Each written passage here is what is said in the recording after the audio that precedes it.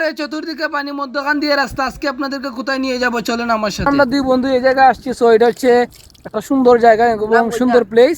তো এই জায়গার নাম বলা যাবে না, ঠিক আছে? আপনারা কমেন্টে জানাবেন। এখন আমরা গাড়িটা একটু এখানে আইসি, যেহেতু পানিটার সুবিধা আছে, গাড়িটা এখন এখানে আমরা দুইমু, ঠিক আছে?